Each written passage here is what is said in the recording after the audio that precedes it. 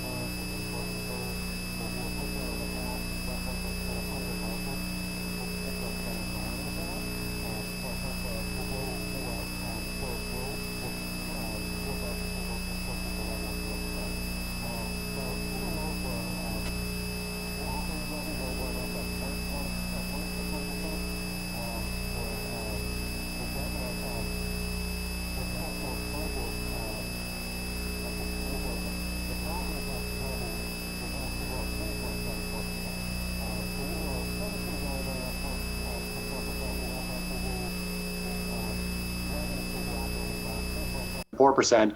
And honestly, that's because of reduced revenues. We're still clearly going through COVID. We don't know for sure yet timing on when this will be done and when things will be back to normal. So when we looked at the budget for next year, we wanted to be very cautious with our non-tax revenues. So with that, if you'll notice in the budget that the biggest changes are that we've reduced our building inspection revenues by $93,000, and we've reduced our interest revenue from our investments by about $30,000. So those are two big revenue changes that when we look at potentially how things are going to go next year, we think that this is the safe way to go. Now, if things come back quicker and we see interest rates rise and we see our building continue the way it has been, we're going to be pleasantly surprised, and we'll have some extra revenue next year, which will be helpful moving forward for future year budgets. So those are the two kind of big ones with the revenues. We also had some transfers that we did this year for the budget that we won't be doing for next year. One of them is that generally we had transferred money over from the EMS fund to help pay for administrative expenses for running basically the EMS, things like payroll and budget and handling the billing and all those sort of things. But because basically the EMS is now closed out, we won't be making that transfer over because we really won't have much staff time next year involved with the EMS. And then the other part of it is that in this year's budget, we had transferred some money over from our health insurance reserve fund to help pay for our health insurance increases. But our health insurance increase only came in at 5%, so it really wasn't necessary to have to transfer any money out of that fund this year and still kind of keep us at that zero levy. So those are kind of the big parts of generally within the operating part of it. And then when you look at our debt service levy, this is really kind of our saving grace for next year, is that our debt service levy is going down by a little over 9%. And so basically what's happened is that we've had some debt service roll off for next year that we won't have to pay for. And then when we look long term at what we're proposing to do for projects and debt and things, our new levy amount for next year is an amount we feel that we can maintain moving forward for the next number of years, because we will continue to have basically every year some debt roll off. So some debt that we have been paying for is going to roll off. We're going to be bringing forward a CIP at the next meeting to discuss for some bonding next year that'll occur, but that bonding we won't have to levy for that bonding until 2022. But like I said, when we do levy for that bonding in 2022, we will have debt coming off that year as well. So we're going to keep it basically at this amount that's going to be at next year moving forward. Now, of course, that can always change if the city decides to do more projects, or if something unusual comes up and we have to bond for it or something that's kind of outside of that. But we think basically at this point right now with what we have looking forward that we can maintain our proposed 2021 debt levy and do the projects that we want to and need to do for the next number of years and not have to worry about raising that debt levy. So with that, I don't know, Brian, if I can screen share, it just says it's disabled. I don't know if I can ask for that somehow, or what do I do with that, Brian? Maybe Brian texts. Brian's in the back room right now. Aaron, I just want to say it's a nice job to see this. This is whatever we did, or as a collective council and department in the city 3 years ago, is paying dividends now as we move forward through this pandemic. So nice job. I definitely agree. I mean, I think the city's obviously was very proactive in starting the reassessment process, which is what's going to help us a lot with our mill rates. And then after that, it's, this year, I have to definitely say that, the council direction of a 0% levy increase was completely appropriate. I mean, I think with everything going on right now, with our citizens and our businesses, anything that we can do to help keep the tax levy under control on our end is important. And then the department heads did a great job with that, as far as taking what we had out there and getting it down to something that I think is very reasonable and still accomplishes everything we want to accomplish. I mean, we did not have to make any major cuts to any programs or things like that to kind of get to the zero. So, all right, so it looks like I have no idea how to screen share. So we're going to say I can't screen share, which is kind of too bad. I was hoping we might be able to, if might be able to do that. Brian, if you can figure it out, let me know. I keep pushing screen share, but all it says is it's disabled on your end. What are you trying to share, Aaron? Let's see. So with that, though, I do want to kind of still go through. So if you want to look at the summary page, this helps not everyone, but if you have your agenda in front of you, it's what page in the agenda are we on? If you have the Finance Committee agenda, it's on page 6. So on page 6 of the Finance Committee agenda, I think the biggest items to take a look at that really are what I discussed, that really we're keeping our operating expenditures almost flat.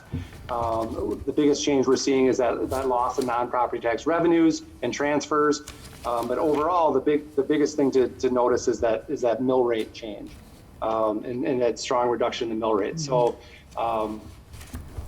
let's see if we go Aaron, I've got a question. Yep. So property values, okay, so with the reassessment, property values have gone up about 25% since the last assessment. Is that what you're? It will depend. I mean, some properties, Yes. especially, and Allison, correct me here because we went through this today a little bit, but some of the newer properties are probably fairly close. Oh, yeah. To, Okay. to where they, because they're coming on board, they've been assessed in a recent number of years, so they're probably fairly close. Now, there definitely could be some commercial industrial properties that have not been looked at in a while that are going to see a change. And you're also probably going to see potentially some older residential properties that maybe have not been reassessed in a while that could see some change. And I don't know, Allison, anything else I'm missing? Does that sound about right? Yep, that was the biggest thing. We did have of that about, I think it was 80-some thousand that came from actual new add-on of buildings and houses to the city.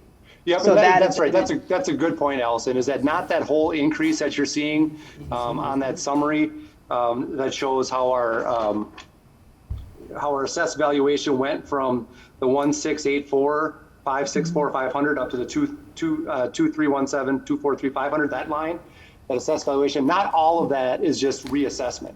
We definitely have had growth. We've had very strong growth. So you're not going to see, just because that number went up 25%, doesn't mean that that's all just because we increased everybody's valuations by 25%. We saw a pretty good chunk of that number that was new development and new growth.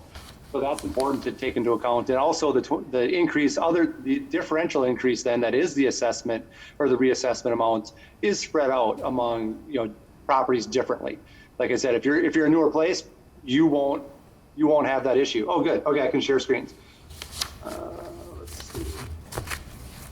So the average homeowner, what would you expect I'm getting there. them to see? Yep, I'll show you that just here in 1 second. So here's that screen. Hopefully, can everybody see that? It looks like you can. So I'll go to the next one. And again, this is just kind of the rundown for everyone to see our revenues. And again, what to highlight our biggest differences really is that while we hope that our strong construction in the city continues, we want to be cautious with it just in case with the very uncertain times with COVID and things that it does not. So we see a big reduction there. We are already seeing a very big reduction in our interest, and that's what this number is here, is interest. So we're seeing a big reduction in that already, so we want to be very cautious with that. Oops, sorry. And then if you look down here at the bottom is where I had talked about where we had done some transfers last year that we won't be doing. So those are the biggest changes on the revenue side. And then I think on the expenditure side, the biggest thing to look at with this is honestly, most of our departments came in under. And that some of that is due to the fact that we've had some open positions that we're just not going to fill. We're doing things a little bit differently now. Or we may fill with a part-time position versus a full-time with benefits and those costs. You will see some that obviously will have increases, but that's going to be expected, that we can't get everybody to kind of get to zero or more, especially considering that a lot of our larger departments are really personnel driven.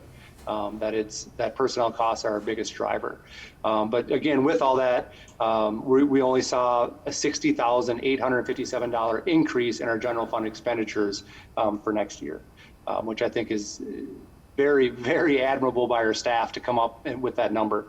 I have to be honest, it was very easy this year to kind of get to this number because everybody was on the same page as far as department heads go that we need to get here. This is where we have to be. Everyone recognizes the situation we're in. And so it was difficult budgeting process, but everyone's on the same page with it.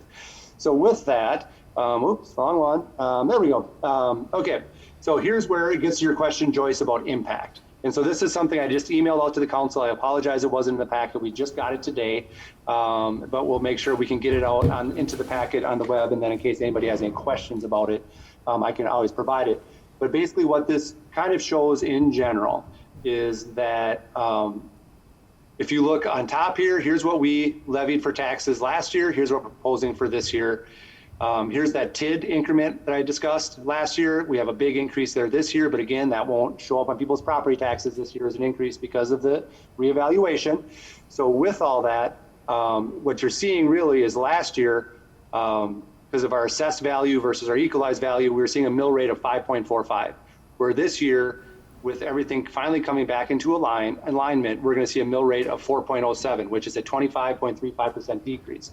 So if you look down here, and I think the last thing I saw, the average price home in the city was $375,000. So if you're, and now I have to preface this with the biggest kind of caveat with all this is that use this only assuming that your property value is not changing. If your property value changes, you've got to take into account that you're moving up or down this scale. But if you assume that 375 is our average home value, last year, or I shouldn't say that, this year you paid $2,042 in city taxes. Next year you'd pay $1,525 in city taxes, a $518 increase. Now, let's say that because of the reevaluation, that your property value goes up and it went from 375 up to 425. So if that's the case, you paid $2,042 last year, but if your property value goes up to 425, you're going to pay $1,728 this year. So you're still going to pay less. It won't be as much less as if your value stayed the same, but you're still paying less.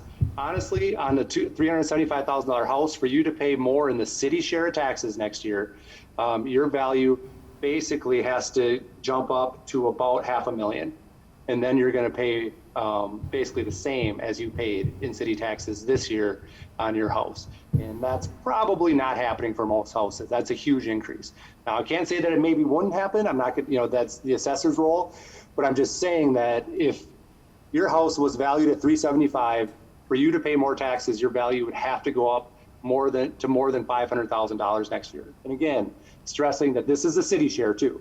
There's other taxing jurisdictions involved in your tax statement. All we can control is what we control, which is a city share. So this is basically what it's going to look like on people's taxes as it comes due. And you can, like I said, you can kind of use this to take a look if my house is valued or property is valued at any of these numbers, and it stays the same. Here's where you'd be, but you can also just look down the line, and if you get your assessment statement, and it says that your assessment statement, your house went from 200,000 to 275, it means that you paid $1,089 in city share last year. This year it's going to go up a little bit, and you're going to pay $1,118. So it's a good kind of tool for people to be able to look at when they get their new assessed valuation statements to kind of see what that means for city taxes. So that's kind of the basic Aaron? of how this will affect. Yep. Didn't you say though that on average property value, assessed values are going up about 25%? No, that's what the total went up. Okay. Total went up 25%. Oh. There's a portion of that was based on new growth. So I would say it's closer to maybe 20%. Okay. 20%. But again, it all does depend. If you have a newer home, it's probably not going up much because you're fresh in the system. If you have a property that has not been evaluated in a while, you might see more than 20%. So on average, if you had a $375,000 home, the assessed value of that went up about 20%. Correct. That would be a pretty safe way. Allison, that sound about right? So that 20%? It's kind of the guesstimate, because it is such a broad range. Overall, that's what our property values did. got it. But when you take it down to an individual home, it becomes more convoluted. I was just trying to figure here with the examples that you were using, Aaron, of an increase in value from last year to this year. We would probably want to use an increase of about 20% in order to. I think that would be a safe way for a property owner to take a look at their value statement and say, okay, it's going up 20%. And what their projected tax would be. Where would that put you? And that would show you what your city portion would be. All right. It would be this column right here. Okay. Yep. When will the the new assessments be sent out to the property owners? They should be going out very soon. Okay. I know we've been getting calls already coming in. Because I also know that we referring over just to finally Bomar. set all the times, so we just posted on our website, actually a news flash today that talked about when the open book's going to be with our assessors, so when people get their assessment, and this will be in the statements as well, but when people get their assessed notices, they'll be able to set a time to come meet with our assessors, discuss how the assessors got to that number, figure out all that. And then also we'll have our actual board of review where if people want to challenge that assessed amount, they can come in and challenge that assessed amount, meet with the board of review and the assessor and go through that process as well. And those are both in November, which is much later than usual this year, but with COVID and everything, we thought we'd have this all wrapped up and we'd be doing this in June and July. But just with having our assessors out of the field for a few months and then now back in the field, and it got pushed back, but it'll be done in November. And it'll go then on, the new evaluations will be adopted in November, or approved in November, I should say, which then means that when we send our property tax bills out in December, it'll have those new valuations on them. So as you're looking at the mill rate that we're talking about here, please keep in mind that we don't know the final actual assessed value. So right now we are putting in the equalized value because the whole goal of the reassessment was to get them as close to zero between the two of them as possible. Yep. So if there is a slight variation, that number could go up a little bit, but they're saying we should be pretty darn close to being at Yep. 100%. Yep, that's a good point. I mean, we're assuming that that number is correct with the assessed value because it's basically our equalized value, and the assessor has said it should be pretty much right on, because that's the whole reason you do a reassessment is to get it back in line with the equalized. So if a few properties have their, a few property owners come in and want to check on their assessment and find that, okay, they've had an appraisal done recently and it came in lower than what the assessor said, there aren't going to be that many of those, so it's not going to be a huge number. The property value shouldn't be the total property value shouldn't be decreasing by more than about $500,000 or something like that. I wouldn't expect it to be too large of a change. I mean, you never know. That's what the board of review process is for, to give property owners that ability to come in, understand why their assessed values change, and then challenge them if they want, if they have information to challenge, like you just said with a recent appraisal or something. But with all that, I would assume it should not change too dramatically through that process.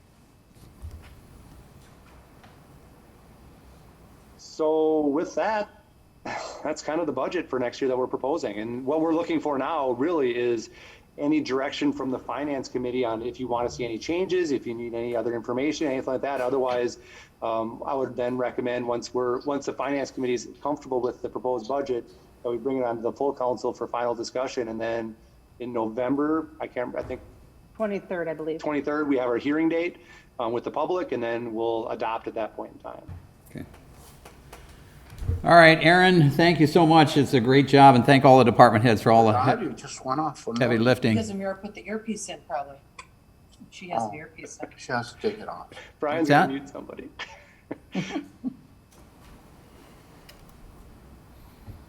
Again, Aaron, I don't know if you heard that, but thank you for all the work you did on this. This is a great job.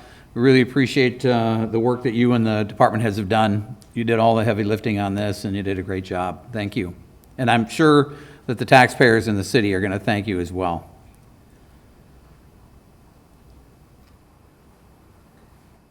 All right.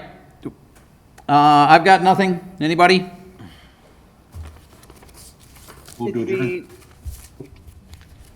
Second.